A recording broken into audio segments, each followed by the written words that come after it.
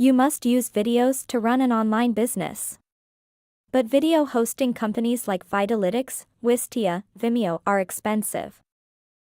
There are free options, but they are highly limited.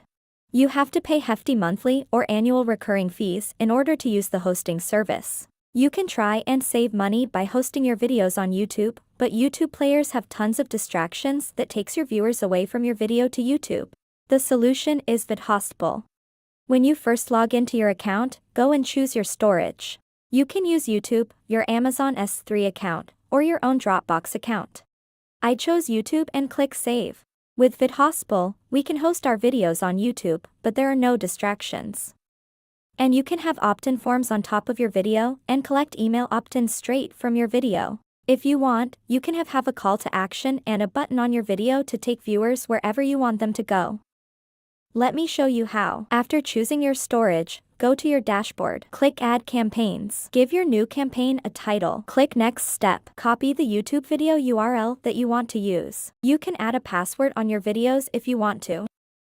Click Next Step. Now you can use the YouTube's default thumbnail or add your own thumbnail right here. You can even choose the logo, or you can use these options to get a thumbnail for you. Click Next Step. You can choose the type of animation here. Choose the type of play button style, call to action, click to watch the video. Choose text color and size. And here you can decide whether you want to show these YouTube controls on the player or not. I don't want to show, so I will hide them. Now for this demo, I don't want to choose any button or opt-in, but you can from this drop down. And you can decide when this button or opt-in will show. Choose the text color, the link, and you can integrate all these autoresponders to collect your opt-in. Once you are done, click Next Step. You can fill this in for SEO purposes or skip and click Next Step.